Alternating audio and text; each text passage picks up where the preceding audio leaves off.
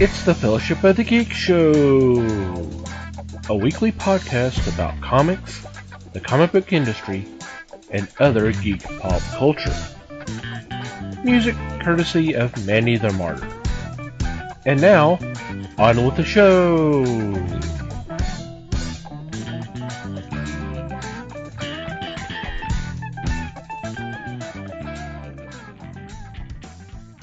Hey there, everybody. It's the Fellowship of the Geeks podcast. My name is Thomas Chick, and joining me for this episode is Mike Marlowe. Hey, gang. Les Webster. Hello, all. And Liz Newman. Hello, everybody. How are you guys doing? Super. Tired. Almost convincing, Liz. Almost there. Just there. Right on the edge. Just a bit outside. Trying to paint the corner there. Yep, that's right. Sometimes you just don't know how to answer that. Mm-hmm. Answer unclear. Check again later.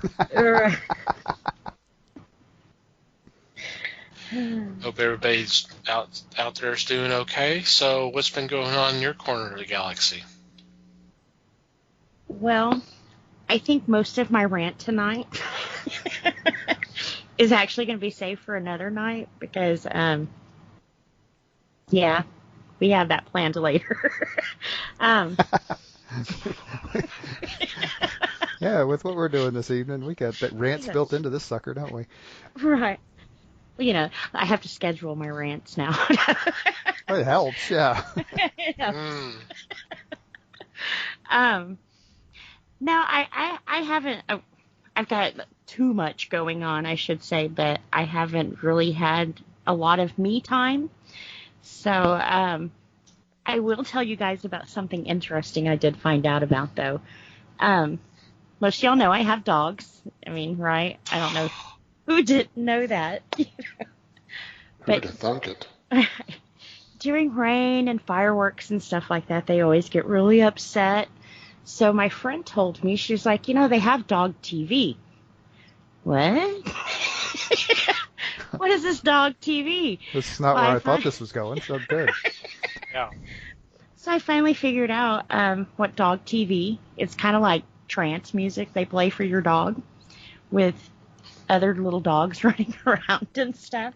And it really works. So if you guys have a problem with separation, anxiety, or rain, that kind of stuff, it really works. So, yeah. That's all I got. Yeah. Interesting. Yeah, ain't it? I would. Some people would say that the TV's gone to the dogs, but so, you know, I mean, it's literal now. Yeah. Well, at first, I mean, the picture looks horrible. And I was thinking, what the hell is wrong with, you know, I have a good TV. This shouldn't look this bad. They actually change the colors and stuff for your dogs. It's not made for you to watch. It's made for your dogs to watch. So it's like in their color scheme, and it's crazy. It's wild. I mean, I was kind of impressed, you know. Every once in a while in the song, you'll hear the little squeaky ball, you know. Yeah. I know. Aren't dogs colorblind? No, not necessarily colorblind. They don't see colors the same way we do. They're very muted. And so imagine a TV in the 80s when a soap opera comes on. That's what dog TV looks like. It looks... What do you mean in the 80s? That's what I have now. Right. Les still got a tube TV up in here. But yeah, that's pretty much the way it is. And all of the music and stuff is like, I don't know. There's I guess kind of like dog whistles. You can't really hear a lot of what it is. But it is kind of like an upbeat ice cream music kind of thing. But it's pretty neat. I think I used her referral, so I got 2 months free. So I think after that it's like $8 a month. But if you have a So dog, this is like a streaming service thing or something? yeah, Okay. and it's no commercials, no nothing. It's just, you know, when they'll have a dog sitting on a beach and it's just like calm music playing. Like I said, it's doggy trance music. Nice calming music, you know. I want to see the survey that they made the dogs fill out to show what kind of music they like. That's what I want to see. You know, Chihuahuas responded well to pop, but them boxers like the soul. And clearly, whatever you got, like the trance music, I guess. I don't know. Dang. Yeah, it's pretty cool. Like I said, I was not. I wasn't expecting that. I don't know what I was expecting. We have a dog You channel. weren't expecting it to work, I'm sure. Right. I wouldn't have been. I mean, my youngest dog, Lacey, she'll sit there and actually watch the TV. But she also watches the baby's tablet with her and that kind of thing. So I knew she would like it. Take her the in the other kitchen, dog- she'll watch the damn microwave. What's the difference? Right. But my other dogs have never really shown an interest, you know, unless there's a doorbell on TV. They've never shown an interest in TV.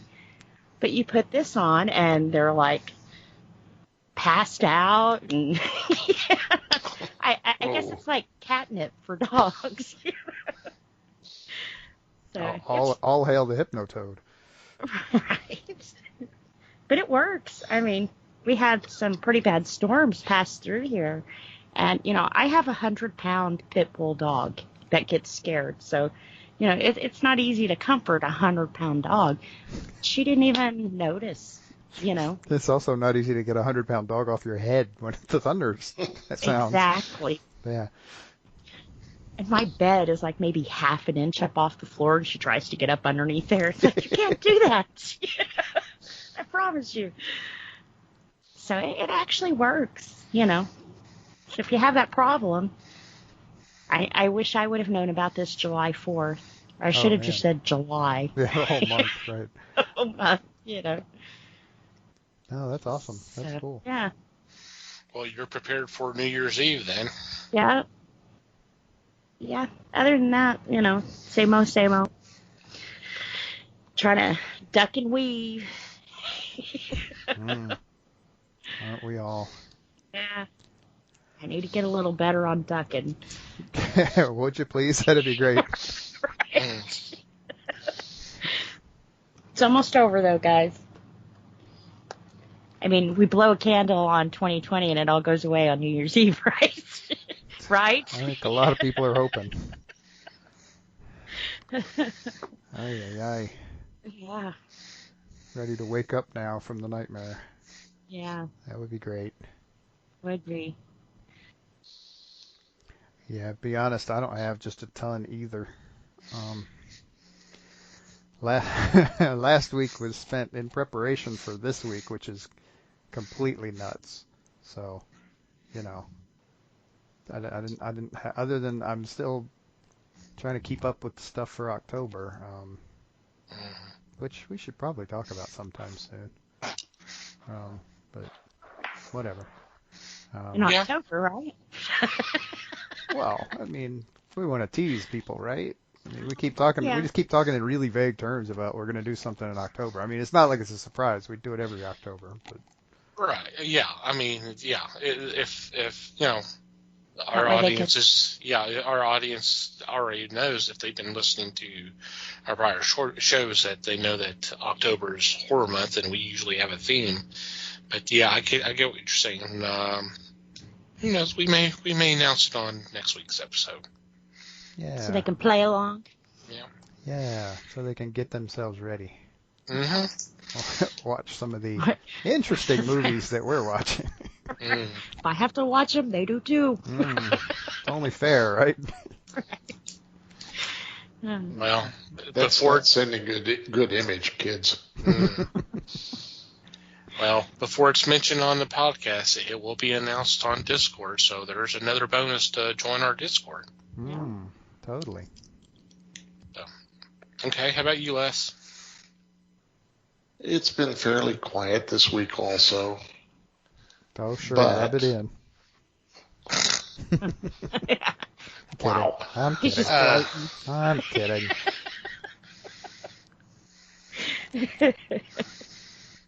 This episode drops on the 6th. Yes. yes. September 6th. 60 years ago on that date. Do you remember what classic movie came out? That was 1960. Yes, sir. The amount of pain involved in doing the math just then was I impressive. know, he's making us think. It's like, whoa. Slow down, buddy. What'd you do this week? I gave my cast members aneurysms. And I'm damn proud of it.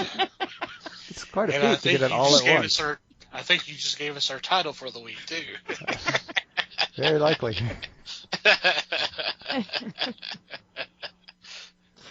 60 years ago was the release date of The Time Machine. Ooh. Mm. And 1 week after that, now, I will say that the Time Machine scared the bejesus out of me. Because I was 9 years old. And the Morlocks coming closer toward the cave that Taylor and his group were hiding scared me senseless. Because I had gone to see this movie on my own, by myself. And I reacted. 1 week later, another classic was released. Psycho.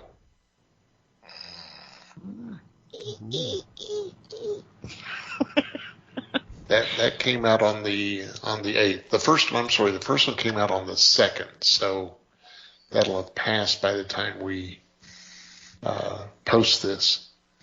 The second one was on the 8th. And there you go. There's a double dose of scare you right there.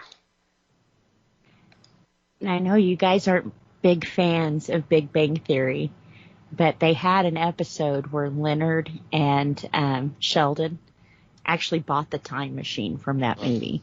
Yes. And then Sheldon had the dream. Of the Gorlock, yep. Got rid of it. Yeah, where the Morlocks were a moving company. Yeah. And Was it Mark Hamill in that one too? No, it was the Bob Newhart. no, he wasn't in that one. I don't think he had appeared on their series at that time. Cool. But yeah, that one was pretty cool. Yeah, I enjoyed that one. So that's what I got. Cool. Yeah. Don't have a lot on my end as well. You know, preparing for October. Working on already working on the schedule for next year. Trying to come up with ideas for topics and that kind of stuff, and just odds and ends type of stuff. So not really a lot of fun stuff, just that kind of thing. So but I'm excited about October. October should be fun. Mm-hmm. Yep. And I already mentioned it earlier, but I'll go ahead and mention it again. We do have a Discord up and going. It's been going for a couple of months now. We invite y'all to come join us. We post a lot of fun stuff and then news items for kind of the discussion and that kind of thing. We just had a virtual meet and gab this past Saturday. I forgot to mention that. And that was a blast. That was kind of fun having everybody on, especially when we figured out all the technical issues and then we were actually able to talk. But so we'll be doing virtual meet and gabs. Don't really have a set time for September just yet. Obviously, kind of early since we just had one here on the end of August. But so we'll have that, and then other fun stuff is being planned on the Discord. So come join us. And the best way to do that is to go to our website, www.thefellowshipofthegeeks.net, and right there on the home page, there's a big ass image saying "Join our Discord." Just click on that, and you'll be automatically invited, and just have a blast. We would love to have you. Yeah. It has been a lot of fun. So. Yeah. Yeah.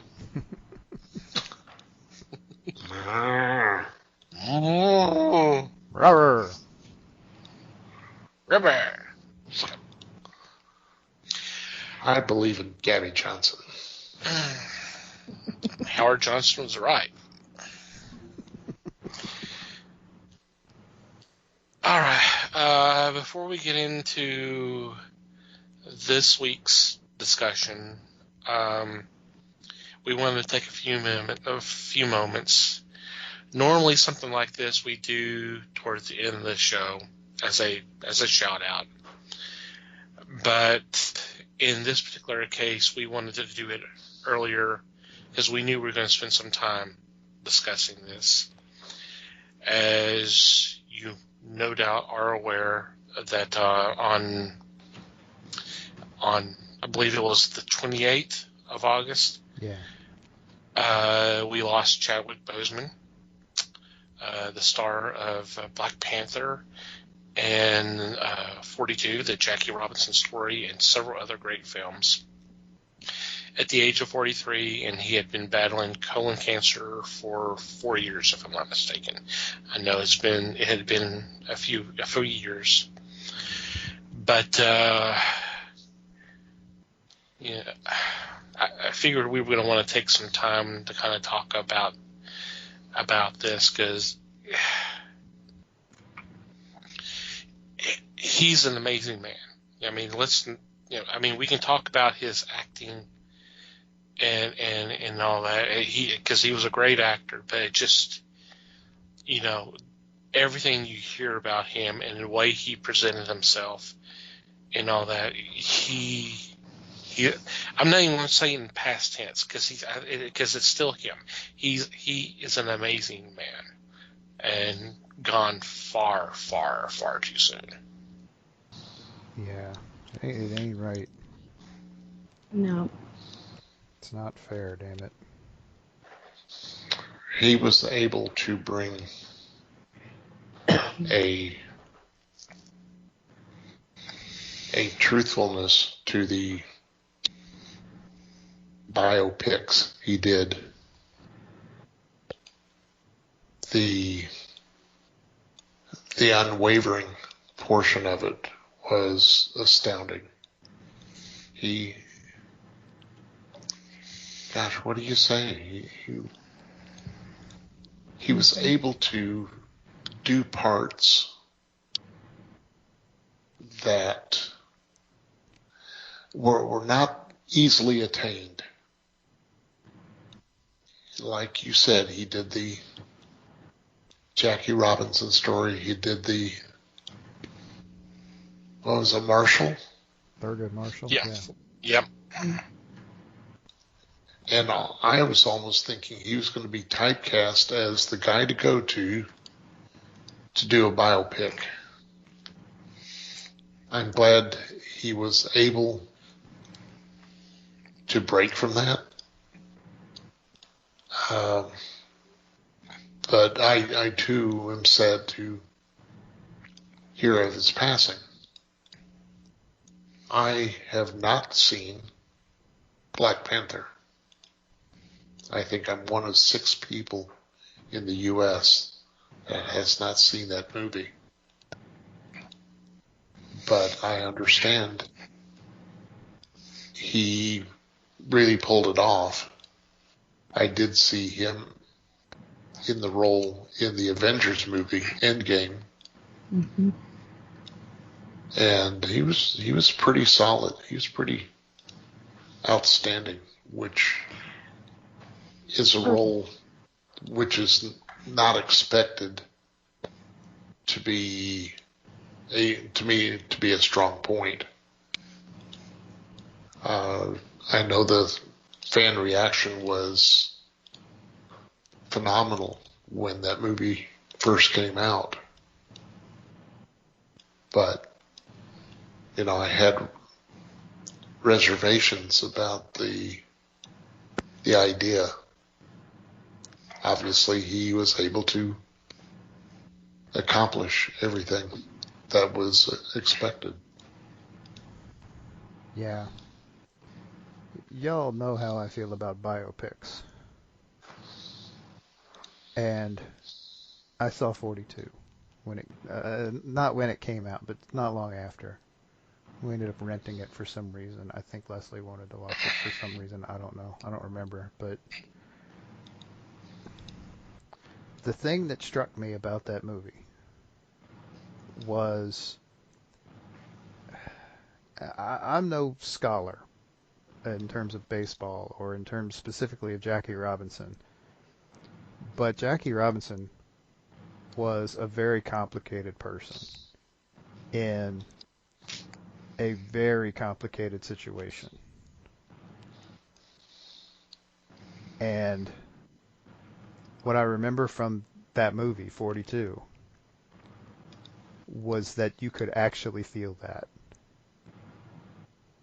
And that is all on Chadwick Boseman. Dude could act. Plain and simple. And the reaction to his passing has just been, it's been huge, and it has been amazing, and I hope it can bring people together the way I'm pretty sure he would have wanted. Yeah. A lot of people are upset right now because, of course, Black Panther, it was the latest thing he did. It was, he was in all the Avenger movies and stuff too. I think what actually got me was when you're scrolling through Twitter and you see all those little kids who have their little Black Panther with all of the other Avengers around them, and it's like, you tell that kid he wasn't Black Panther. He became that. He demanded a presence. It, like, you guys were saying, you could almost feel that. He did very well in the role. It's always sad when we lose people who, they're just good people. They're not Hollywood. They're just good people. He was very humble. They had, Jimmy Fallon was doing right after Black Panther came out, to where people would come in and was talking to a poster of him, and they were telling him exactly what the movie meant to them, that their kids actually felt they had representation in a big movie franchise. So it was kind of touching, because you could tell it wasn't, yeah, I know I'm great kind of thing. He was actually touched and honored by these people, telling him, how much they had, it was kind of, it was weird, because they thought they were paying him a compliment, and it was actually, I don't know. Like I said, it was, I'm getting messed up here. It was moving, because he was moved by it. It wasn't just something that people were saying. He could tell that he was honestly moved by it, And it says a lot about a person's character who can put on a happy face for so long and to be battling something as horrible as he was and never let on, never said anything about it, which to me, he didn't want it to define him, I just... The cynic in me wants to say that's how good an actor he was, but I don't know. Kind of feel weird even thinking something like that, Yeah. They had another one where he was at a comic panel, and he was talking about two little boys who had terminal cancer, and they were so excited to see the Black Panther movie. They had already seen, his cameos and that kind of stuff, and they were so fired up, and he just broke down and lost it because those little kids didn't make it, and for me, the most heart-wrenching point of that was not only was he moved and affected by two little kids he never even met before, but he was battling the same thing and never said anything. It was, his compassion was towards others instead of feel sorry for me, Mm-hmm.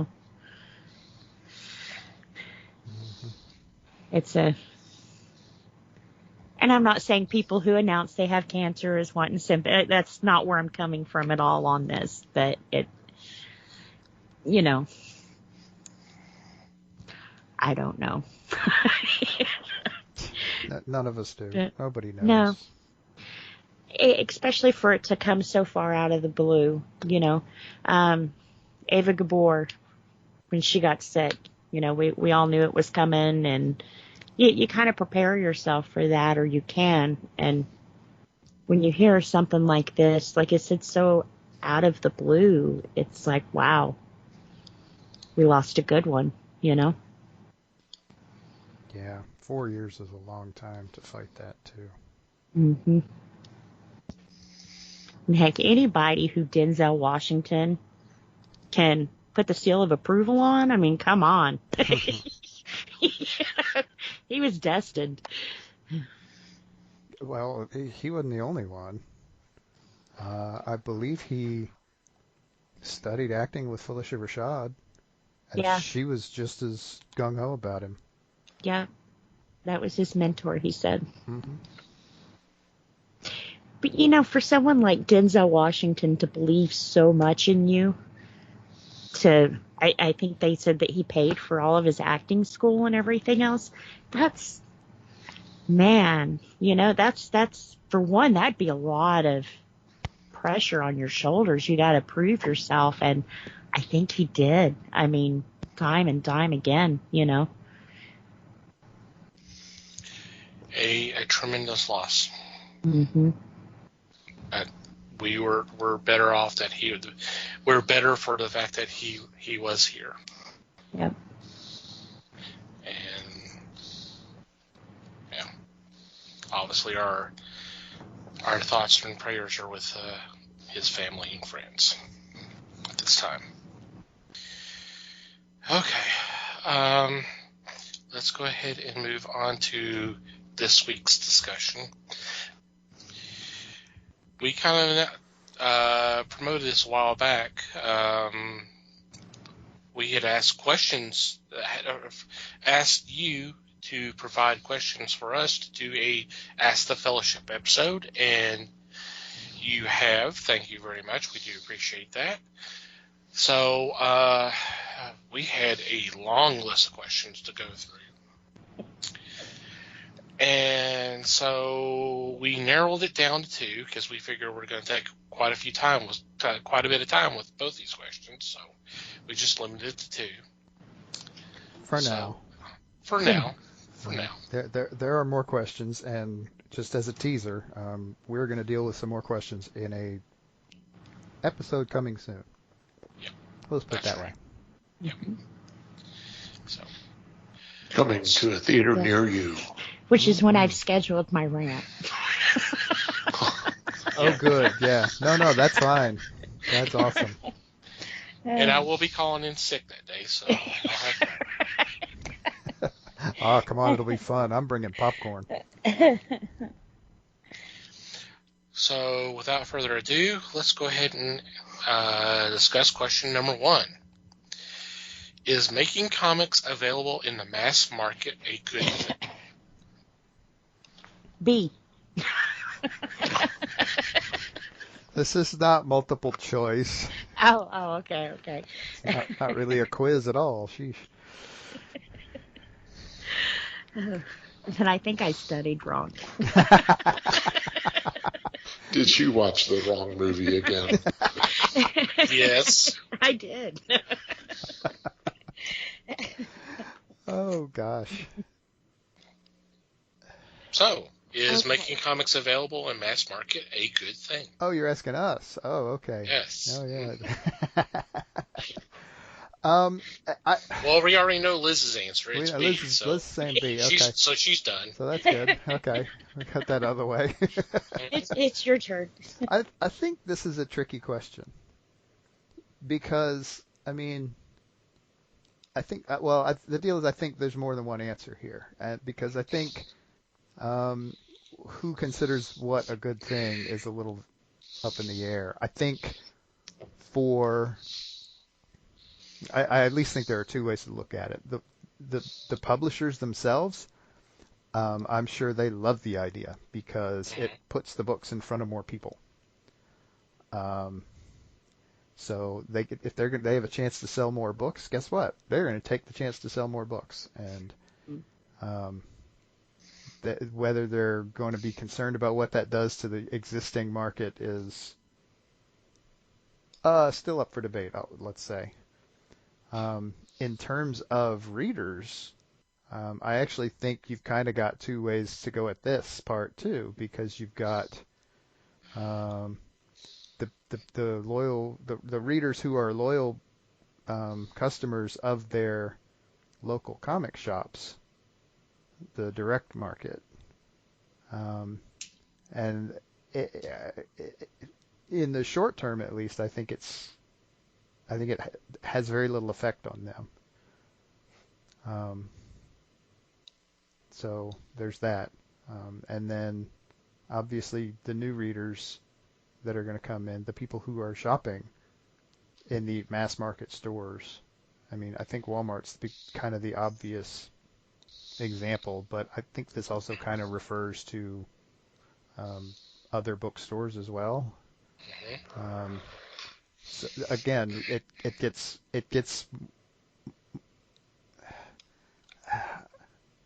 I'm not sure it gets more access, but at least it gets a slightly different demographic, for lack of a better term. You're going to put your books in front of a different group of people, and that's good for the readers, because that's good for those readers because, well, they've got different books and different types of books in front of them to experience and to enjoy. Les? No. Yeah, go ahead. No, go ahead. I think I kind of addressed this a little bit when we had talked about when the comic books were moving into Walmart. And I said from the very beginning, bad. I love Walmart, but bad. I guess this may sound like a boomer answer, but I grew up where you went to a comic book store, or a drugstore even. Most of the people who were selling comics, they knew about it. You get the feel for it. I can't tell you how many times I've walked into a comic book store and walked out with 3 times the amount that I was originally going to purchase, because sitting there talking, Les would put something in my hands and it was good. So these people know how to sell that product. And I may not be a new reader, but some of the comics I picked up, I had never heard of it. Walmart's not going to do that.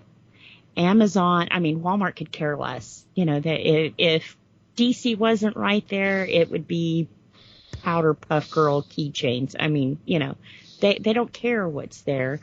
The same thing with Amazon. other than their little synopsis, and you can get other readers' reviews, which you can get other ways too, but you still don't get that, hey, this is personal. I think you would like this kind of thing from those kind of places. But I guess this episode will drop after our interview with David. But he made a good point when he was saying, when you have a market of people who just read on Kickstarter, that's the only place they're getting their comics from right now is from Kickstarter, and that's why he's concentrated on that and everything else. Today we had another guy, I'm wanting to say it was Tom Taylor, who was saying, you have certain people who only buy from digital and certain people who only buy from this. And, the market has got to figure out how to reach all of these different people. We've gotten adjusted to, okay, I'm only going to read digital over here, or I like floppies. I like collecting. Comics to me is just not a reader thing. It's a collecting thing also. So they have to keep up with that. But I feel like moving to a mass market, you forget the smaller places.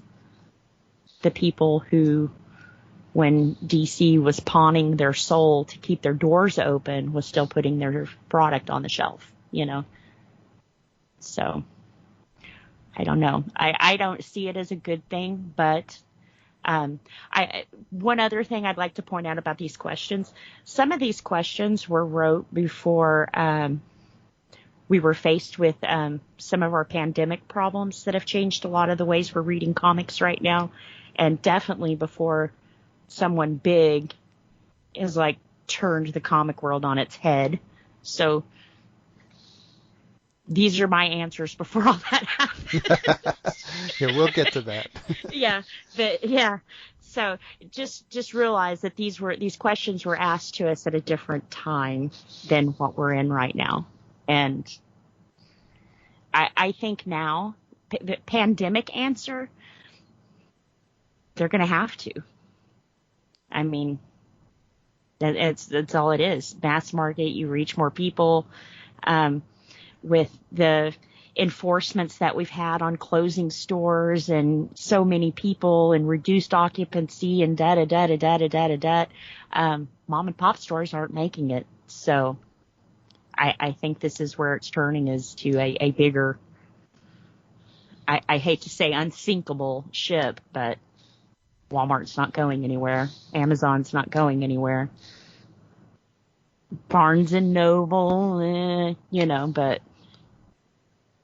personally, I would have a difficult time getting through without a store to pick up comics. It is an opportunity to spend time with people, discuss things. I know I could discuss titles online, but it's still not enough for me. Couple reasons. One is I'm not fond of digital copies. I've made that clear before. And two, on a chat room, I am so slow at typing that I can't keep up with everybody else and try to make a point. Because by the time I make a point, people can say, well, we already discussed that, just move out. Oh, okay. It's, to me, the idea of publishing is something that should not go away.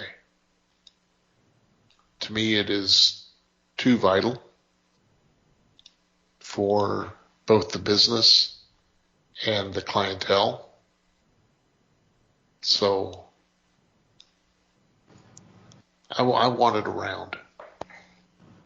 I want to make sure that I can enjoy my comics alongside everyone else. I recall days when I could trade my copies of comics with the guy down the street, and we could then discuss the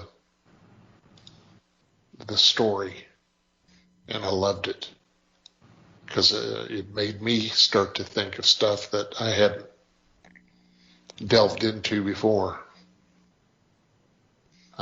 So for me, it's very necessary. I just got that feeling. I like the comic book store feeling too, because when you go and pick up your comics, it's not a chore, it's an experience. You know? Yes. That's why I spent a lot of time at your store, Liz. Yeah. I just had a good feeling about it, and I could enjoy it. Yeah. Well, it's easy to enjoy an environment when you know anybody who walks through the door, you automatically have something in common with them. Doesn't matter who they are, how old they are, whatever, you automatically have something in common with them. You both read comics. You know, there's no, hey, I'm a nerd. It's, you know, True. it's almost like instant friendship. You know, you have something in common, that the ice is already broken. I know with me, I'm very, very introvert, and I considered the comic book store like part of my bubble. You know, I felt safe and comfortable, and it wasn't a big anxiety attack to get out to go do that. You know, it was my safe place. Walmart's not my safe place right now. Speaking of the comics of Walmart, whatever happened to that? I don't think it did as well as they thought it would. Yeah, Shocker. they discontinued that. Yeah. Yeah, and now all of those books are available in your local comic book store, which it should have been anyways.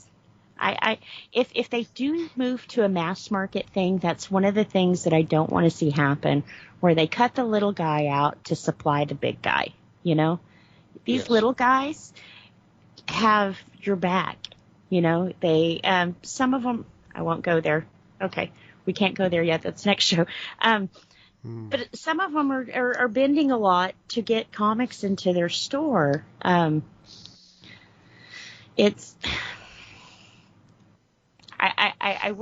need to start taking care of the guys who have always been there for them. The bread and butter, no matter what happens, no matter how bad the movie flops, those guys are going to be there. They're not your fair weather guys. They're in it for the long term. A lot of them have put their houses and everything else on the line for your product. And it's funny that you say that, Liz, because you talk about, hey, we were doing this all this time, and then here comes all these upstarts. Remember, comic books were originally on newsstands. Yeah.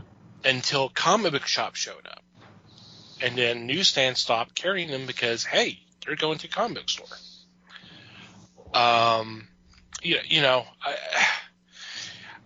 and y'all are probably already got an idea of what I'm about to say here. I'm in the middle. I love going to a comic store, but for a majority of this country, to say nothing about the rest of the world, that's not an option. So how are they going to pick up a comic book other than ordering online, whether it's in print or digital? You know, for a lot of people, Walmart is down the street where the comic book store is not. So if the goal is to have people buy comic books and read comic books, mass market needs to be, it's going to have to be something looked at.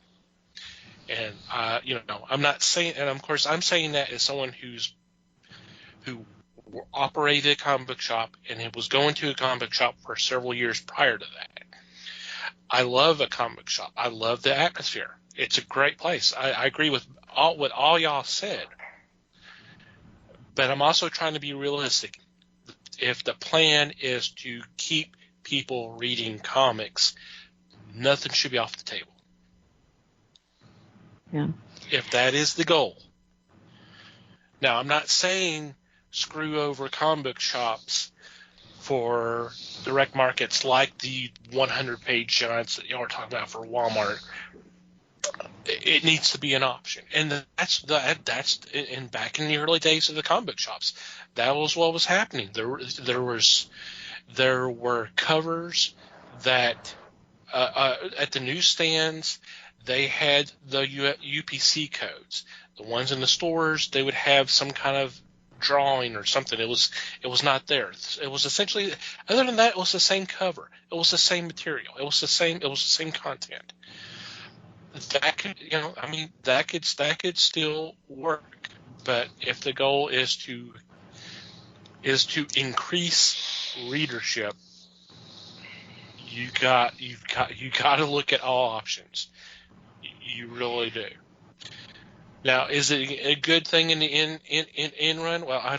Well, we won't know, but it won't hurt as long as if it's handled the right way. Mm-hmm. I don't know though.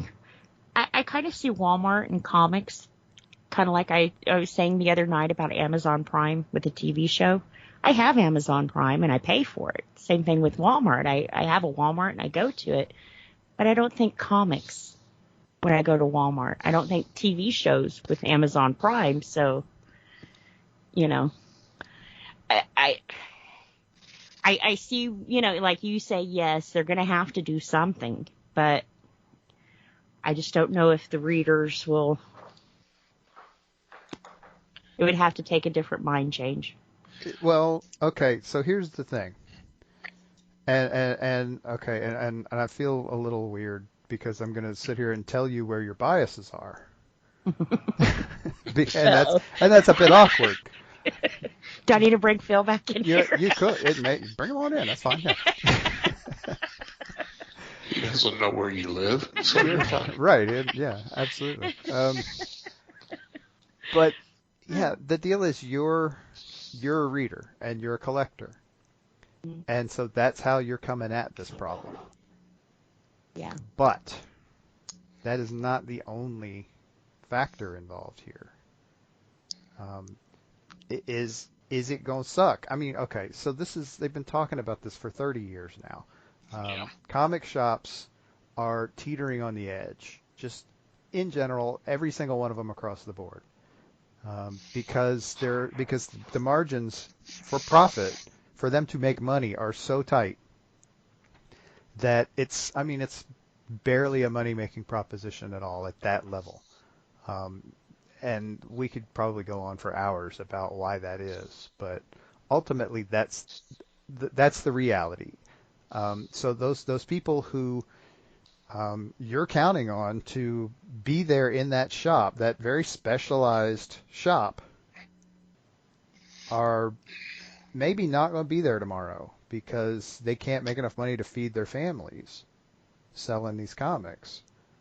And like I said, people have been saying this for 30 years, so clearly it's not as bad as it sounds, except that you have to remember that those people who are doing that are fans like you guys. Mm-hmm. They do it because they love comics.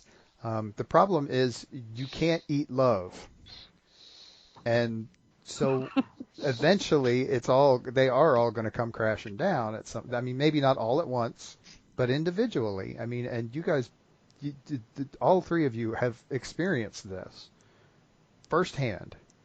These shops fail sometimes because the margins are just not there. And so, and somehow DC has, honestly, I think we saw the numbers earlier this year. It was like $1.3 billion in sales for comics last year.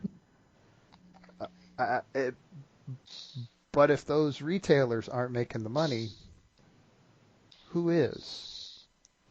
And I mean, ultimately, the answer is these big corporations.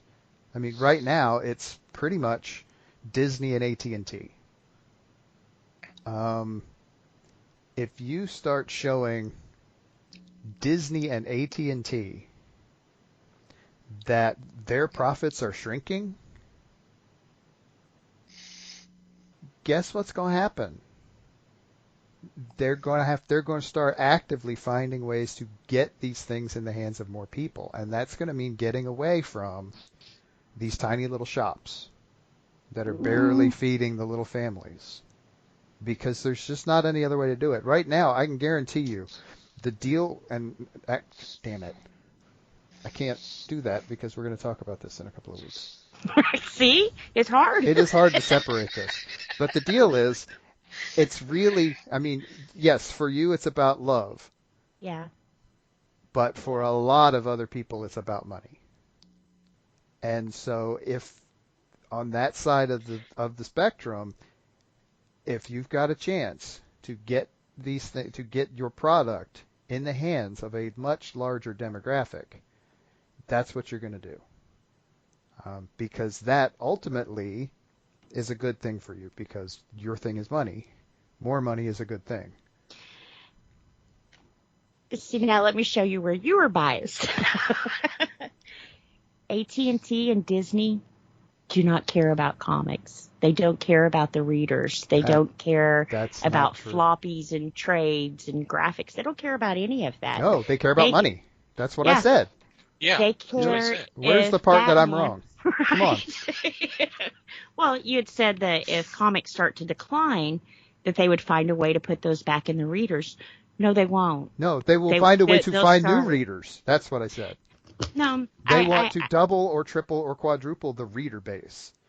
Selling things in a small shop where there are literally 2 employees is not going to grow the reader base, because people have a hard time finding those shops, because they ain't on Google Maps a lot of times.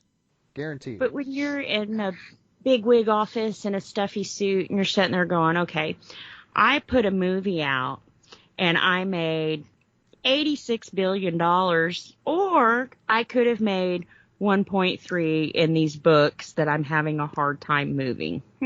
What am I going to do here? See, I'm going to start IPing all these characters out and getting my money and cut the floppies completely.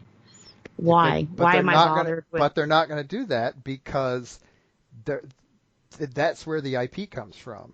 That is an idea generating machine.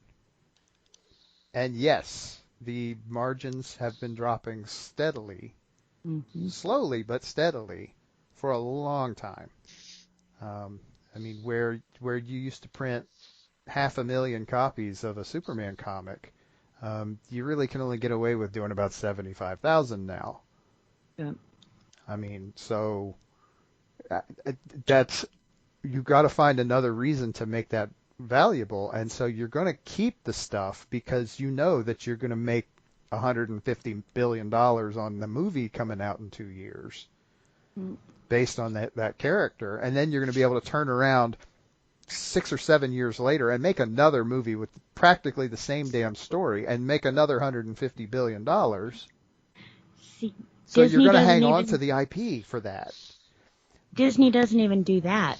They put out a movie, and then they wait a few years. Bam, they put Elsa in a different dress, and bam, you've made billions of dollars again for people rushing out buying a stupid doll. I mean, that's the terms that Disney thinks in. You know, not, maybe we should get people to read. It's, let me get them to buy our toys. But the deal is, they've got somebody sitting in an office somewhere whose job it is, because they're a big corporation, to make money on whatever section of the business that they're in charge of. So somebody's sitting there in the Disney, whatever the Disney headquarters is, somebody's in charge of Marvel.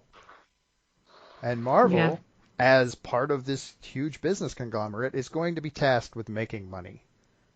Does it have to be a shitload of money? No. But it has to be a reasonable amount of profit. Because then they're perfectly aware that they're going to turn around and make the movie that's going to make their little piece of profit look pathetic. But if that number, that tiny little number, continues to be in the red, there are going to be problems, and something's going to change. Yep. And so the idea that we can head that off maybe, or we can at least try to head that off by not only selling these books in these tiny little shops that nobody knows about, but we can also put them in a bigger bookstore like a Barnes & Noble or an Amazon or whatever the names are. It doesn't matter what the names are. They're in a different market. Yeah. They're in a market which more people will travel to. They're going to do that, and they're going to keep trying until it works. Or it's going to work to some minor degree, and so that it's going to work just enough that they'll keep trying it every so often. Yeah. That's where it's all about the money. Yep. I said I do see, like Thomas said, I think it will move to a mass market. It's just, I hope that the mom and pop stores can hang on, Yeah, with your bias. Mm-hmm. I am. I know. I'm biased as hell. When I find a store I like, I'm loyal. I'm stalkerish loyal. So. I mean, I understand. Like I said before, I enjoy the stores, but I enjoy the comic book stores. But there's place, there's it's hard for us to believe because we've got several of them around here, around us. There's parts where that's not an option. So what do they do if they decide they want to buy a Spider-Man comic? You find some really nice guys who will ship it to you, like I do. Yeah, but how do you find them? I mean, there's not an easy way to find a comic shop. There's just not. Well, I mean, especially in a store foreign city, in another city. I mean, if there wasn't a shop in Dallas and you had to get somebody in Houston, you had to find a shop in Houston. Yeah. That would be hard. You pretty much have to drive down to freaking Houston. Yeah. I mean, I don't know what else you would do. Google and call. Well, they do have a location system for comic shops. Oh, yeah. Who runs and that? Who runs that? Diamond. Mm-hmm. Oh, okay. Everybody's no favorite bias distributor. at all. Yeah. Yeah. Everybody's favorite distributor, right? Except for DC's. But again, we'll get to that. But, the thing about Diamond, though, running that, if you order comics from them, you can opt to be in it. So you kind of have to order from them anyways. So it's kind of like a service that you're automatically in. So I guess that's kind of cool. But yeah, except when it's not. Cool. Yeah. Right. But I don't know of anybody who just moved straight to, I'm only going to sell DC now. So, if you get comics, you're pretty much in the comic book store locator. Okay. I think the bias shows because we know about that. Yeah. The poor guy who's just randomly looking for a Spider-Man comic may not. No. And a lot of them don't. No, they don't. Or it's a thing they don't think about. Right. Whereas everybody knows Walmart. Yeah. Well, and I can tell you, there was so many times during the free comic book days that we ran at the store that we had people come in. They didn't know anything about it. They didn't know anything about the store. They didn't know about free comic book day. They sure as hell wouldn't know comic book locator website.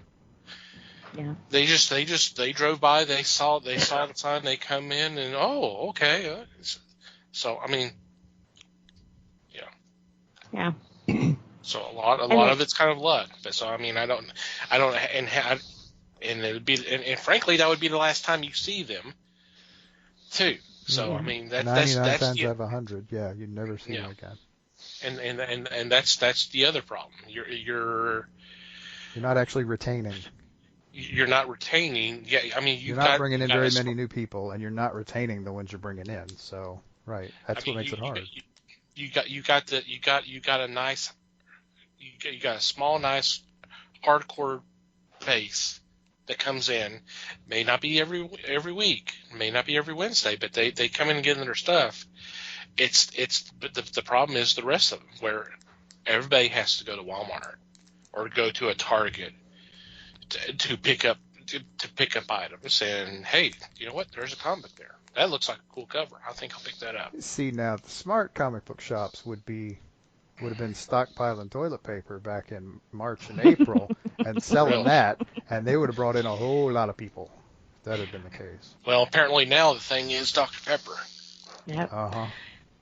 Well, if you sell hand sanitizer, you're allowed to remain open. Just thought, Mm-hmm.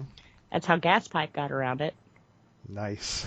I did not know that, but that is interesting. They were essential. Okay. In more ways than one. But anyway. Right. Shall we go ahead and go? Oh, go ahead. In case you're not local to the area, Gas Pipe is a head shop. Yeah. It is. Mm. Yes, they smell. They smell. they smell. They sell. They do smell pretty good. They sell smoking supplies. Whether those are directed at entirely legal things that you smoke is very much up for debate. But we're not picking. I'm not picking on Gas Pipe. Yep. They've been around for a long time in this area, Yeah. so good for them. And they usually have a really kick-ass tattoo shop right beside them. So It is, yeah, not unusual. was my friends work near one. There you go.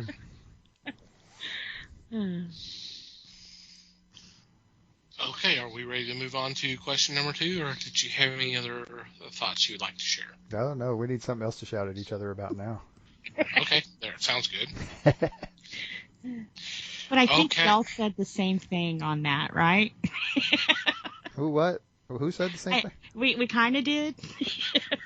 From there were some minor different points of view, but yeah. I think we agree. Yeah. Generally speaking, different ways of going about it, but yeah. Yeah. Yeah. Something like that. All right, question number 2. Are single issue comics too expensive? To me, sometimes that depends. I think. Now, see, I can talk about this because I don't think we'll talk about this later. DC, when they first released their line, it was going to be $2.99, and what was it, bi-weekly? And it was like, okay, that's fine because it took the price from $5 a book to $3 a book. But then you start doing the math and you're like, wait a minute. Now instead of paying $5 a month, I'm paying $6 a month for this. And then they raised the prices on those. So it was kind of like, oh, wait a minute. You gave us a price point because you said it was going to be this many comics, and now you've raised that price point and have doubled what I was willing to pay for a storyline, So I think some of those they kind of, I think when the one shots come out and you get those are usually pretty hefty comic books, I usually expect to spend anywhere from $8 to $15 on those, depending on what it is. So would I pay $8 for a floppy ongoing? Probably not. Unless it had a really nice cover attached to it, But I Wow. I mean, I'm being honest here.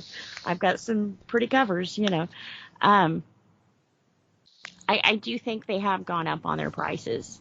And sometimes that is for me, even as a collector, sometimes that's the stopping point for me. When Batman and Catwoman's wedding was ruined, and he was like, oh, but wait, give me 20 more issues. And you're thinking, well, 20 issues at $5 a pop, that's $100. I don't know if I want to stick around for $100. I mean, I don't know if I want to spend that to get there, So I think some of them, they have gotten a little pricey on them. I've always made a point to get images first, graphics, because they make the price point almost like you can't turn it down. $10 for one trade. That is not bad at all. Mm. So, what was the question? Are they expensive? I think some of them have gotten kind of pricey, and they've gotten kind of thin on what they gave us. Usually you could judge your page count by the price tag, and nowadays that's just not the case. So, yeah, I think they have gotten more expensive. Right, and I think the other hard question to ask is, how many single issues does it take to tell a whole story? Because if we even base it on, let's say you got a 12-issue run, because that's one a month for a year, you can tell a pretty extensive story in 12 issues of a standard comic, right? Yeah. Maybe we compare that to a novel, right? Right. Okay, so even if we say $4 a pop for a floppy, that 12 times 4 is $48 for a whole story. You can buy a hardcover novel for $25. Now, It doesn't have pictures, but it is a whole story. And how much, and I'm admittedly limiting myself here looking at this just in terms of story, but so you're talking about paying twice as much for the same story just to get some pictures? That's a hard sell. I mean, yes, the pictures are often wonderful, and there's often a lot of them, and it also helps tell the story, granted. But twice as much, that can be a lot of money for some people. It can. And you're also having to wait over the course of a year to get that story. It's because you've got the serialized format. I can buy a novel today and start reading. You're asking me to drag my reading experience out over a year for twice as much money and some pictures. I don't know. That's a hard sell. Especially for, like I said, people who maybe can't afford to drop $50 on a story. Yeah. Well, now we've got Kickstarter where, heck, I just paid $50 for one issue. Wait, I'm going to stop making the jokes about that. I really am.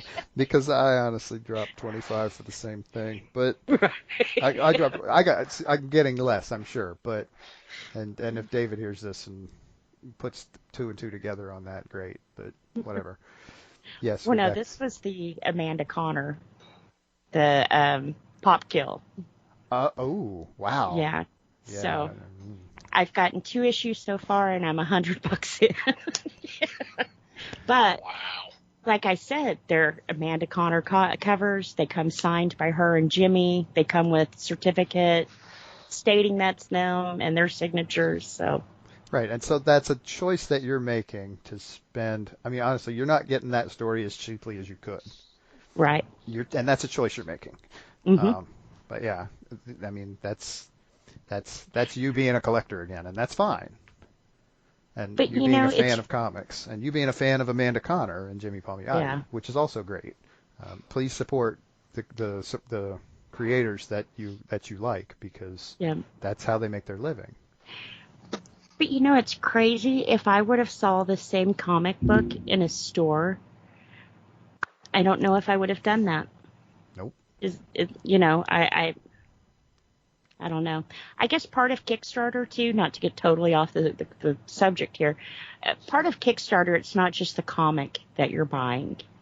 You're buying into somebody's dream, somebody's, they're doing it all on their own instead of someone who cranked it out and DC's handling everything else. You're buying in part of that dream of theirs. You're helping support that. So I guess you go in buying at a different mindset than, $50 cover, Right. Absolutely. And yeah, there is more, for lack of a better term, buy-in. You're buying into a different level of marketing, for sure. I mean, even if you're just listening to David Pepos on our podcast, he's definitely selling you a book, and he's doing it in a different way than DC Comics would.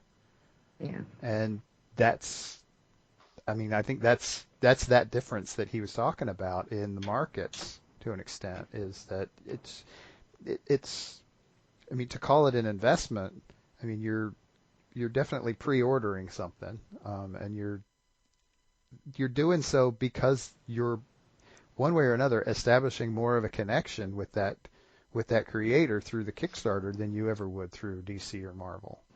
Yeah. But honestly, it does still come down to the too expensive question, because it's a different scale. Yeah. And it's one of those things that you can spend as much or as little as you want. You could go drop, I don't know what the highest tier, we're picking on David here. I don't know what the highest tier on EOZ is, but there's also a low one. You can get the comic for $5, I think. I think it's like digital. Yeah. Yeah, you can get a digital copy of the comic for $5, which is basically what you're getting a DC comic book for. Because if you go buy a digital DC comic book, I bet you're paying $5 for it. Mm-hmm. Even though we could get into, that's probably another question for the next Ask the Fellowship, is what's the value difference between buying a digital comic versus buying a physical floppy book for the same amount of money? I wouldn't do that.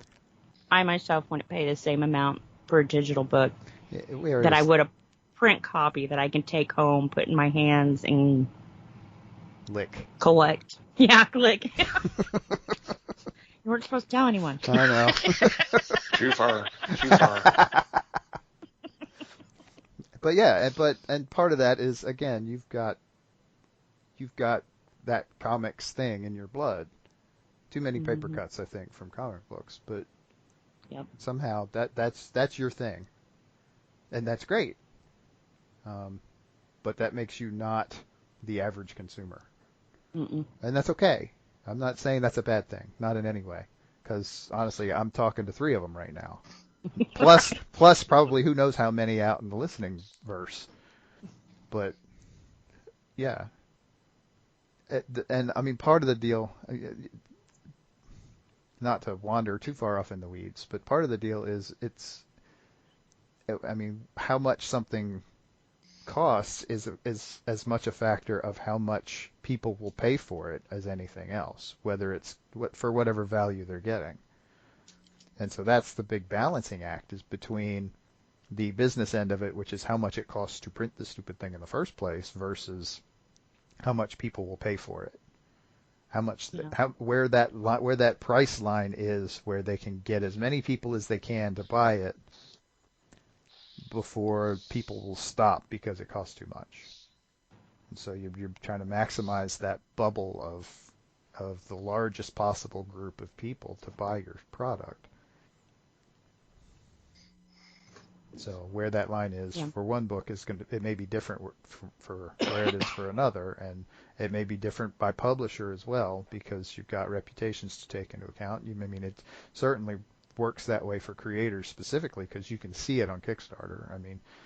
There are creators on Kickstarter who can easily fund a $20,000 campaign, and there are others who can't fund a $1,500 one. Right. So there's a lot of variables in there. I think like DC and Marvel have it easier, though, because of course they have it easier. for when they've got printing deals and everything else where that stuff's done cheaper. Bulk. But most people, me included, I want to read the Batman line. No, I wasn't crazy about The Last Rider, but I still read it. You know, same thing with Marvel. I'm not very fluent in Marvel, but I'd pick up a Hulk comic. I'm not necessarily sure who is writing that or coloring that or drawing that right now, but I know it's a Hulk comic. I know what I'm getting. I'm going to pick it up. Kickstarter, you almost gotta believe in the person who's doing it. You don't know what you're getting. It's not a typical Batman story you're getting. This is usually something off their head, their dream. They've worked on it for so long. You know, I have a friend who has spent 12 years on a webcomic. You know, that's a lot of hard time and dedication to put in. So you're buying into not just a Batman story. It's because I like this person and I like their imagination and where that takes them, you know. See, to me, you have to believe in the person that you're giving money to that way. You know, DC, I'm going to get a Batman story. Although I think David's next story is going to be totally kick-ass, I don't know what I'm getting into. That's exciting, but I don't know what I'm buying. It's kind of exciting in a different way. Right. Yeah. So. Sure. Les? I'm sorry. I'm just going to sit back. I'm taking this in. So.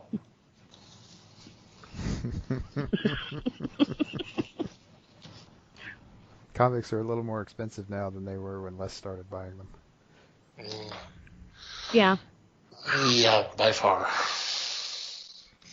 Yeah, when comics were a nickel or a dime, you know, that's a bit different than right now. Right. Then is it $4 or is it $5 or is it $8 because it's twice as long? Right. Depends which publisher you get. Mm-hmm. Les actually gave me some good advice when I first met him. Oh, Yeah. Lord. He told you to run. Right. Come on. And actually, it's really good advice. He said when you get into a comic series, give it 3 issues. If in 3 issues you haven't decided that you totally want to put that book on your pull list, drop it. It's not worth any more money after that. So my rule of thumb now, since I heard that, has always been I'll give it 3. You got your problems, you know, most of the time in the first issue they're rushing so hard to get that story started that sometimes they can miss the mark, you know, to where the second issue they pick up a little bit more steam, and by the third issue you better have your shit figured out. You know, you better be in that story, you better get to some kind of point by that point. If not, I'm done. So that's always been, I'm glad you told me that, because that's always been good advice, because at that point, after 3, you think, am I ready to invest in any more of this story? At 3, you haven't really spent that much money yet. You're not into 100 series yet, like Batman or something would be, but you can make up your mind at that point what you got on your hands. Well, thank you. Yep. That was good advice. I'm going to mark this day down. Someone listened. Huh? What? Right. No, and I will have to say, most of the time when I range out of what I normally read, it's because of a recommendation that Les has made. Something I didn't think I would like, and I did. So. Now, don't blame Les for everything, okay? I'm hoping Phil heard that. I didn't buy all that. No free will. Uh-huh. But on something I'm unsure of, price point is definitely a deciding factor. Because sometimes you just don't want to pay the $10 to see if you like it or not. Well, and have you guys ever got into a comic? No. And Yeah, I was in panel 4 of page 6. Well, Well, say it's supposed to be a 6-issue miniseries, okay? Now, most of the time you've decided, yes, I'm going to go ahead and do this. Number 5 and number 6 of the issue, they change artists. They didn't change the cover artist. They just changed the artist inside the book. And when you open the book up, the people don't even look like the people who were in the first 4 books you just read. So now it's kind of like, who the hell are these people? You know, what the hell's going on? And you almost have to start all the way over because, like I said, you're so used to things looking a certain way or being a certain way. And it's the last story that happened to me on, the quality in artists was horrible. I mean, it looked like chicken scratch. It was horrible. I don't know how that was even printed that way. But 6 issues. As an artist, shouldn't you be able to commit to, I'll do these 6 issues for you? You know, not, we're almost done and I think I'm done. That's bullshit, you know? To me, at that point, I felt like I didn't get what I had paid for. But I still went ahead and bought the next issue because it was the ending of the series. You know, of course, I want to see how it ended, but it was a letdown because the artist was so bad compared to the last artist that had handled the story, you know? It was bad. Yeah, and it's hard to know why that sort of thing happens. There are there's limitless reasons. list of reasons, Yeah. and sometimes Yeah. sometimes there's legitimate reasons why it happens. So it's hard. Again, it's the whole business thing. Yeah. You never really know. But it was definitely a shock because, like I said, all of the covers were done by the artist. I guess the artist did all the covers for them before they left. Probably did. So, yeah. you know, when you picked up that 5th issue, I had no clue until I got home and opened it. It was like, what the hell is this? And it wasn't just, oh, they colored a little different. No, this was bad. It was like they should have never even been published. You know? Well, publishers have needs too. They have deadlines as well, so they have to get stuff out, and sometimes they have to settle for what might not be exactly what they wanted in the first place, or something like that. That was definitely a settle. And I remember reading some blogs after that, though, and everybody was like, oh, and it was a good switchover. And it was like, no, it wasn't. Quit kissing their ass. You know, that was bad. Don't blow smoke up their ass because they'll continue to do it that way, you know. So, I mean, you don't have to go out of your way to be a Karen, but, you know, definitely don't. No, it was bad. Now I'm going to have to look up that stupid comic again because I even kept it, but it was bad. It was something like some kind of werewolf. We don't need to name names here. Jeez. We're not reviewing this book from however many years ago this was. Yeah. Let it go. Jeez. Yeah, at that point you're too far in, so. Now, if they would have changed the price of those books to be higher, I wouldn't have finished the story. So. Also, don't make up fantastic ideas and get yourself even more pissed about it. That's just not good.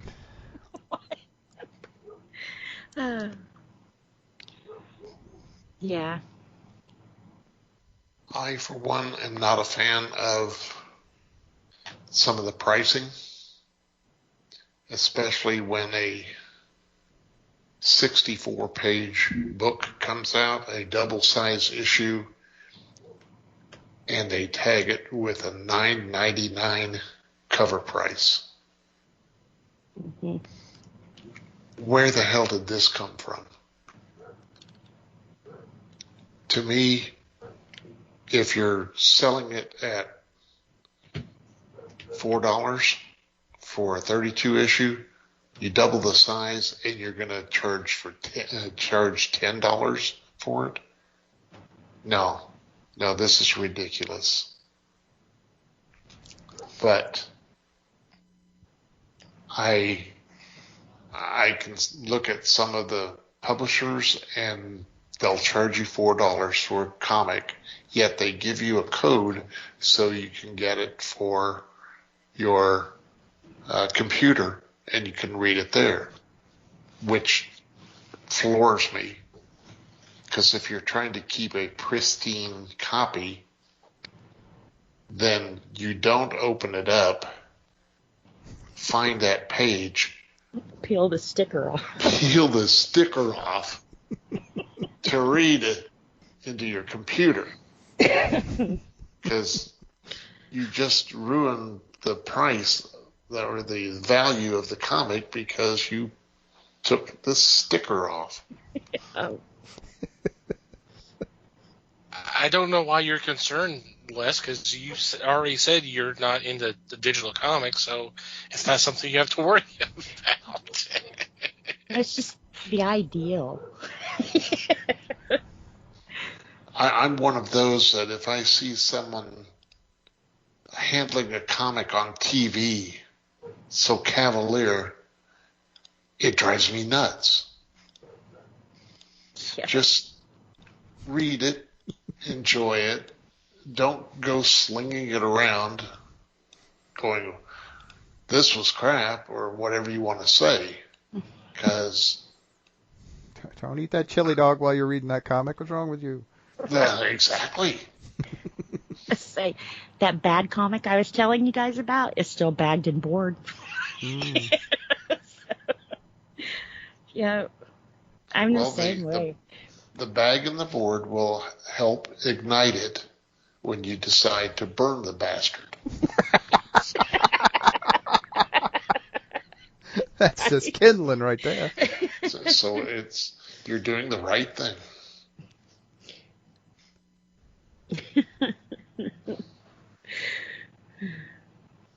Oh, gosh.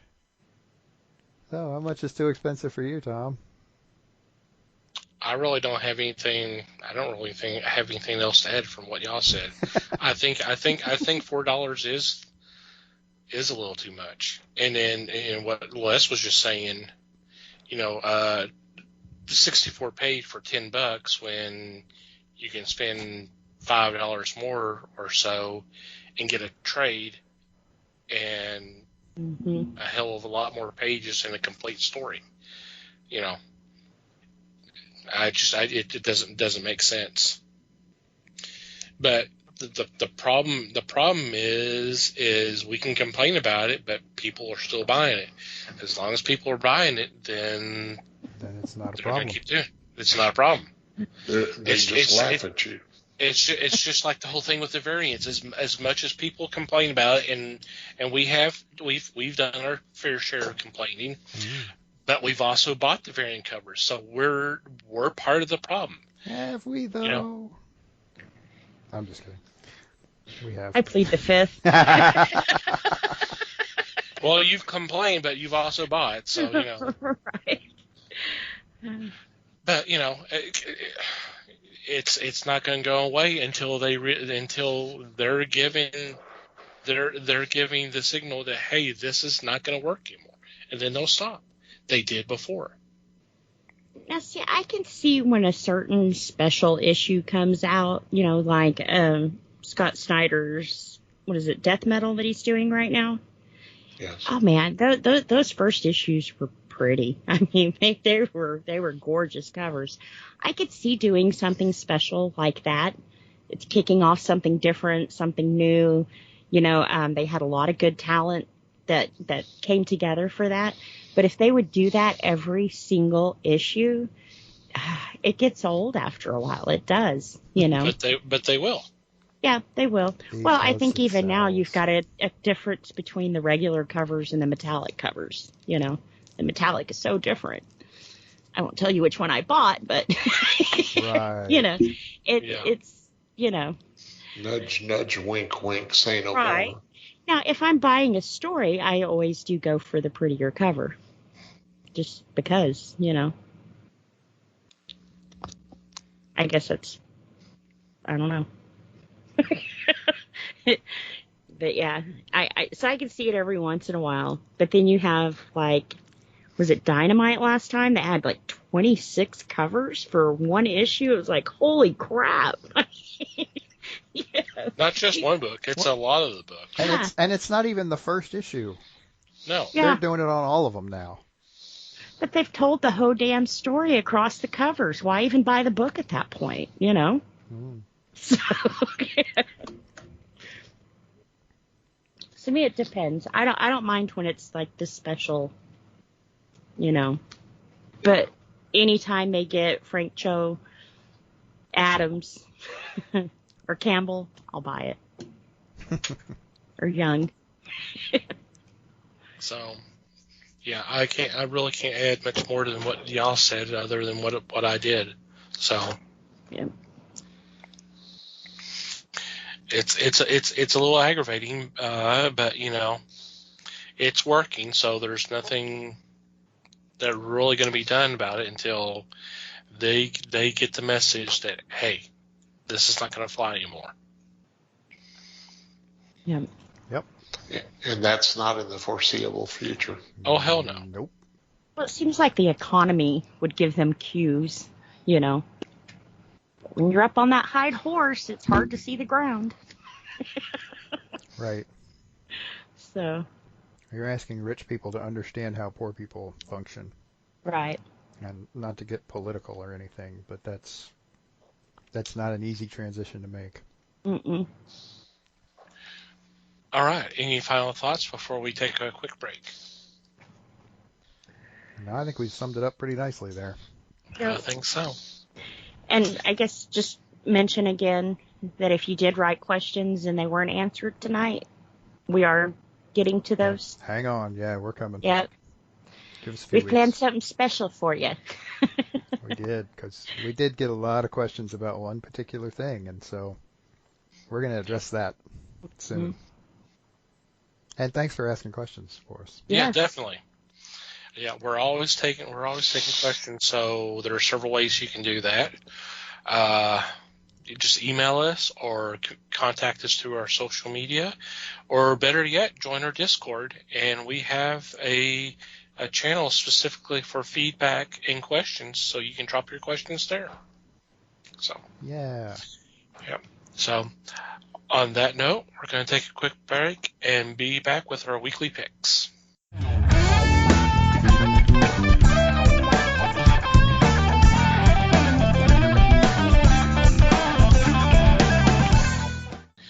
Welcome back. It's time for our weekly picks.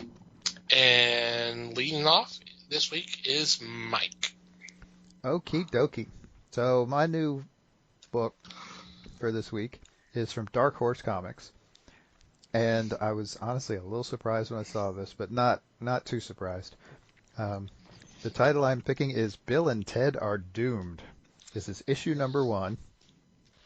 And it is billed on the cover as the official prequel to Bill and Ted Face the Music.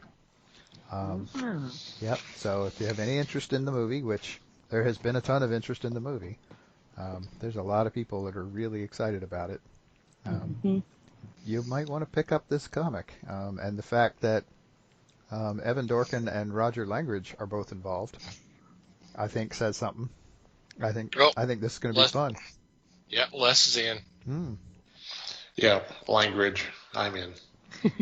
I'll go in either of those directions because Evan Dorkin did the oh damn, what's the name of that series? It's the one with the dogs.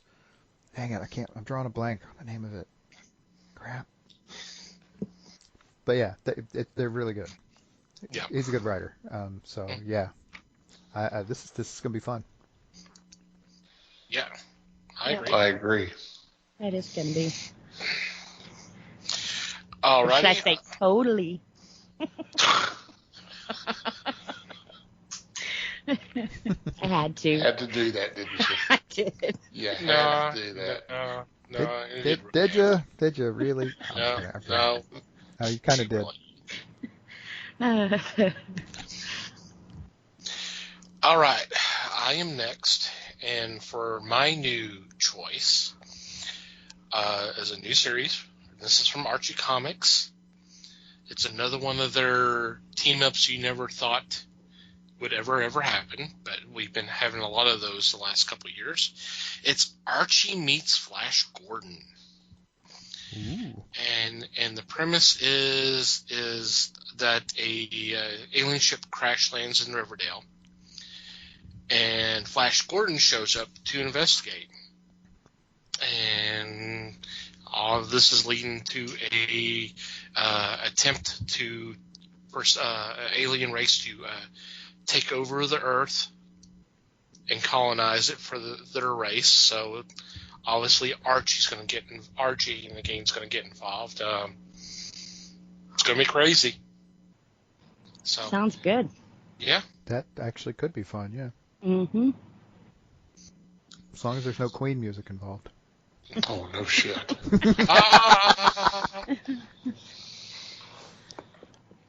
All right, Les, you're next.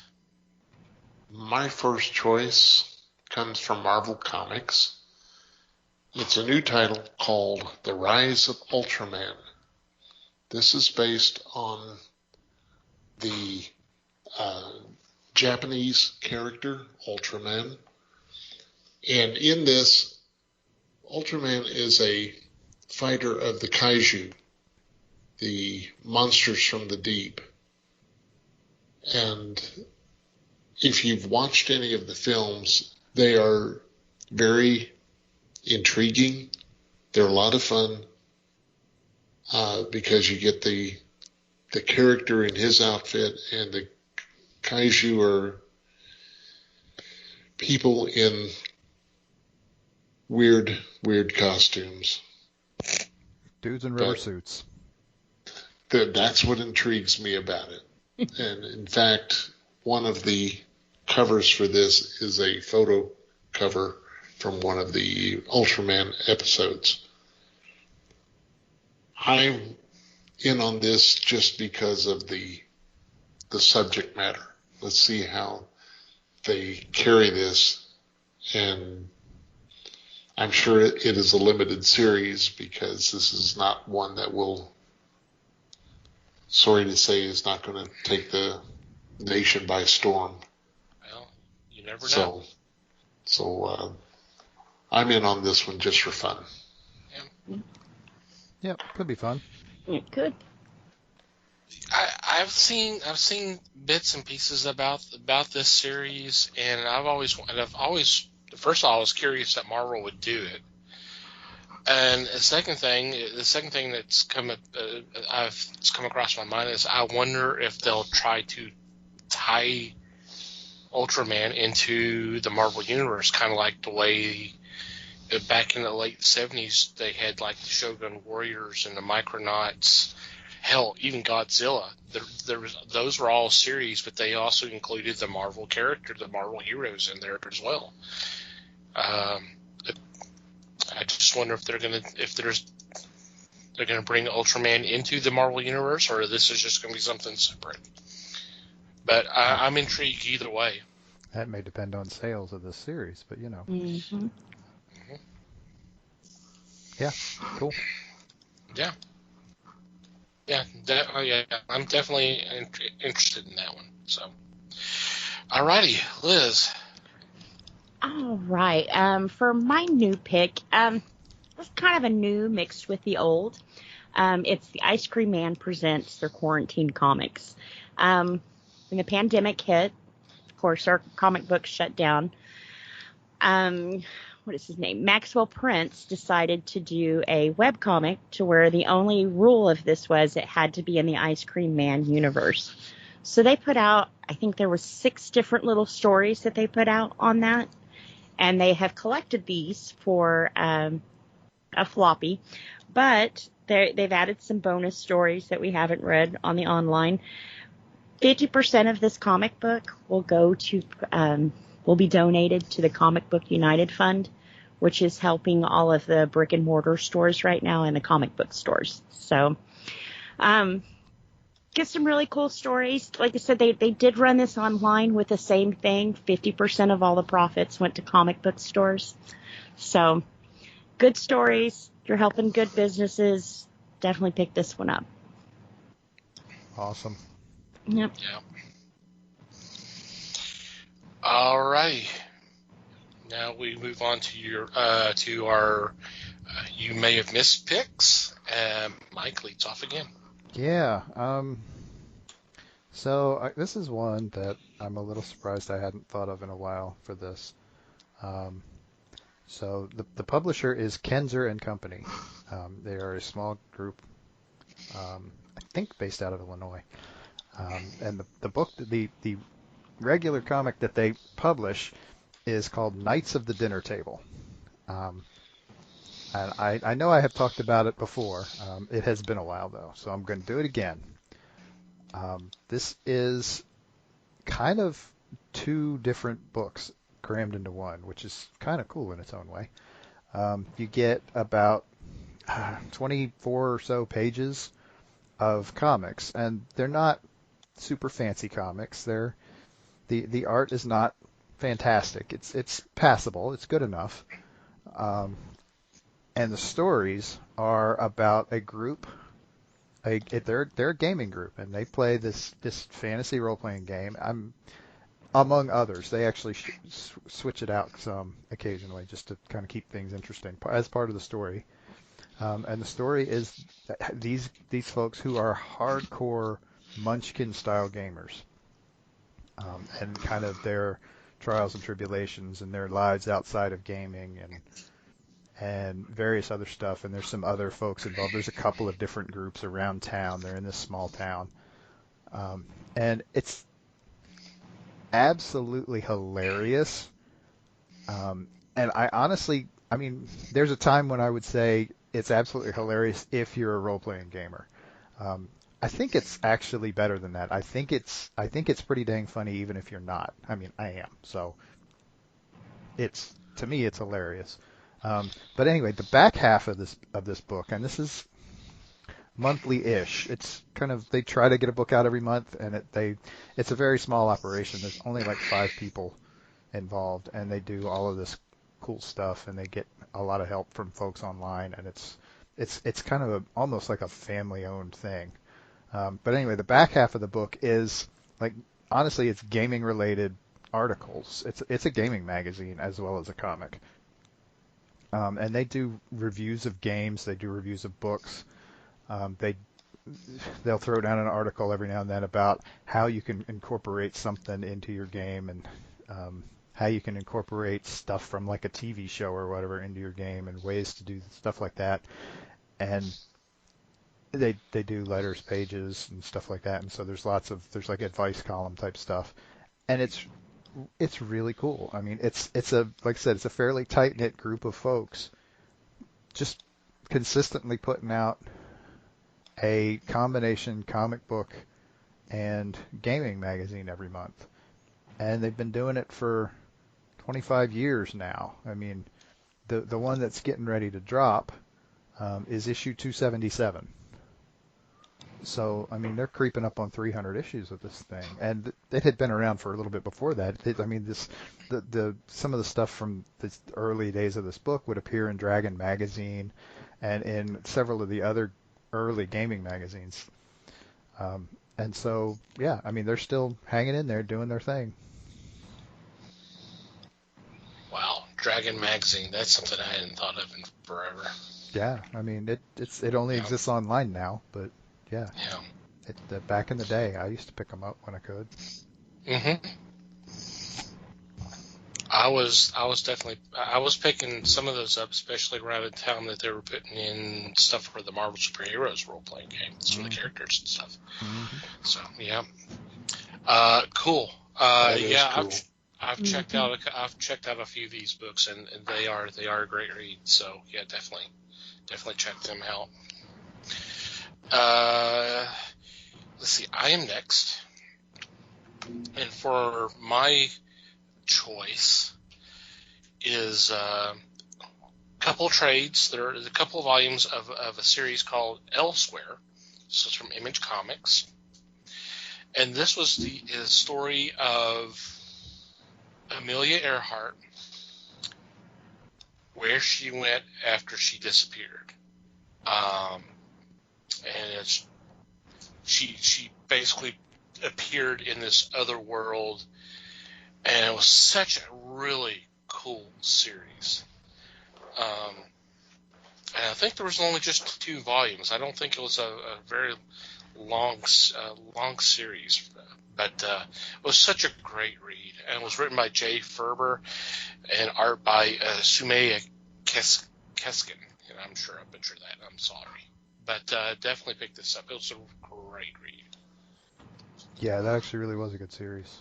I liked it a lot. That's one that I need to get the trades for because it was phenomenal. Great idea. Yep. Mm-hmm. Alrighty, Les. My choice for If You Missed It is Batman, Bruce Wayne Fugitive.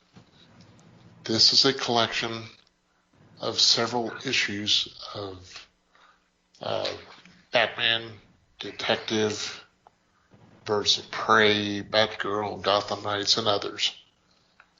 And it tells the story of Bruce Wayne being accused of a murder. The back of the book tells it all, who framed Bruce Wayne.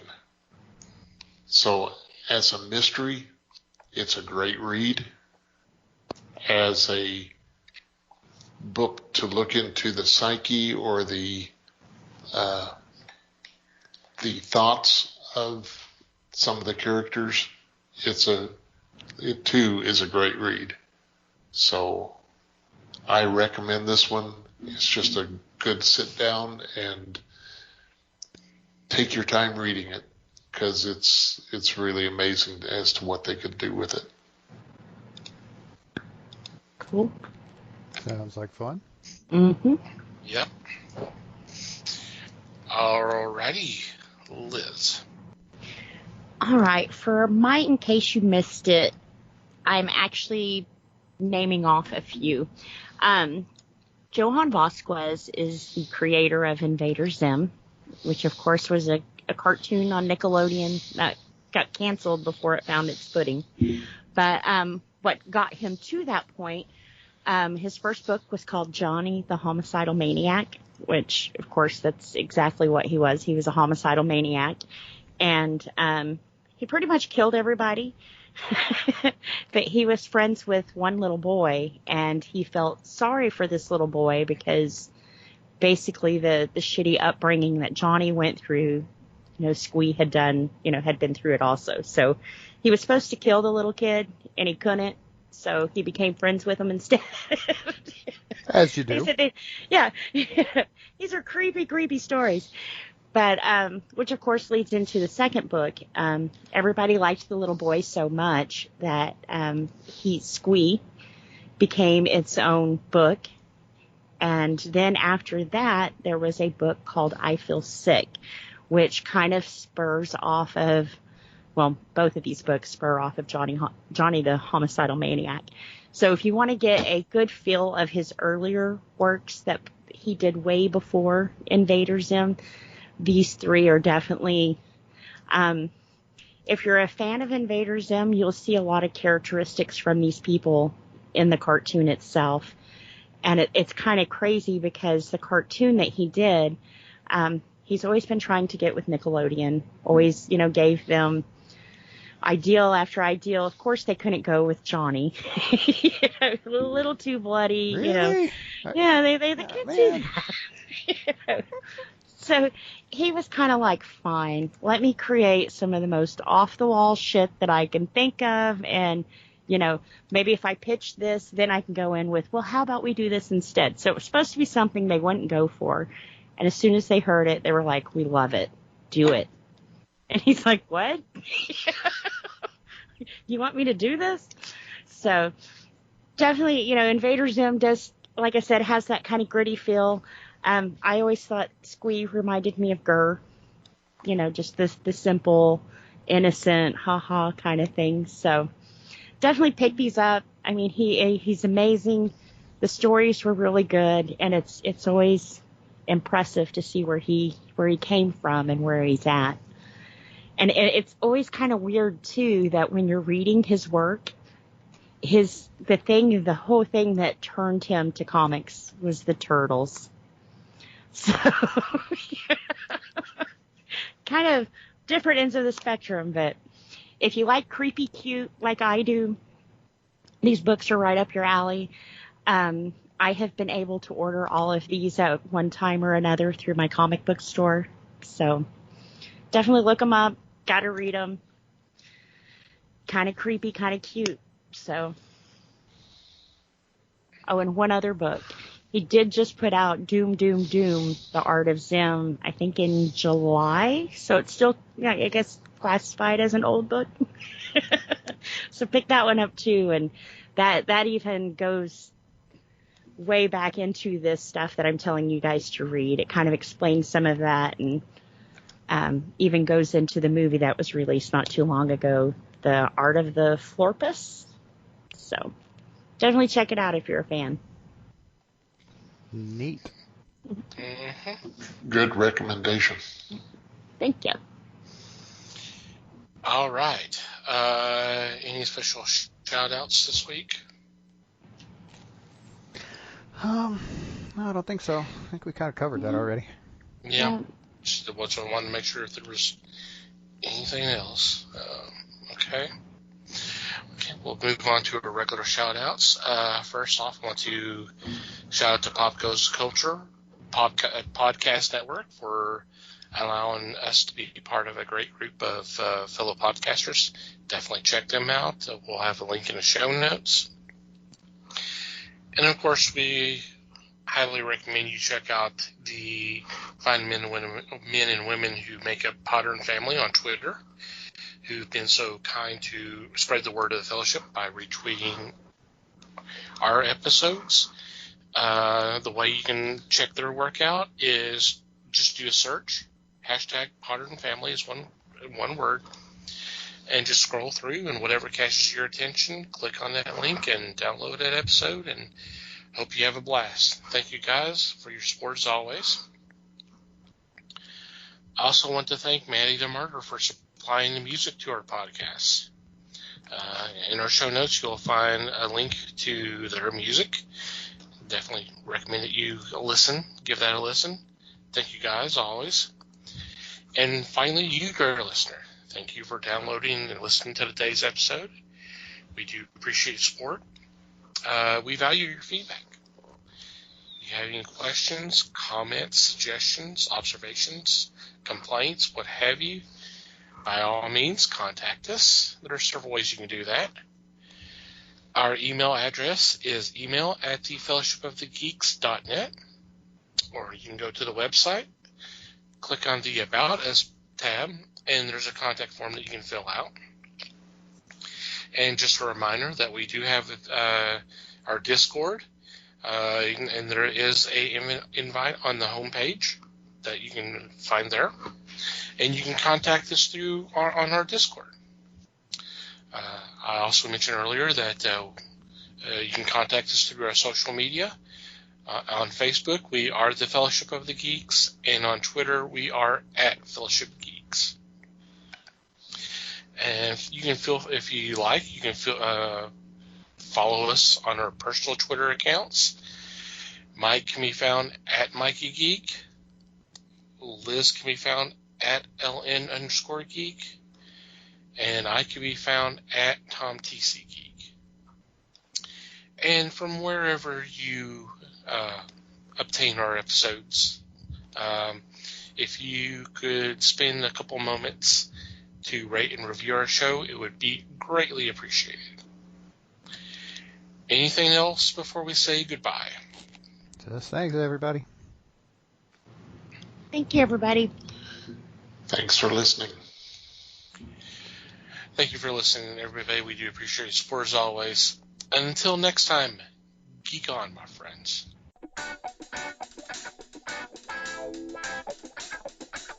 We thank you for listening to the show. Comments, suggestions, and questions can be sent to email at thefellowshipofthegeeks.net. You can follow us on Facebook at The Fellowship of the Geeks and on Twitter at Fellowship Geeks. Until next time,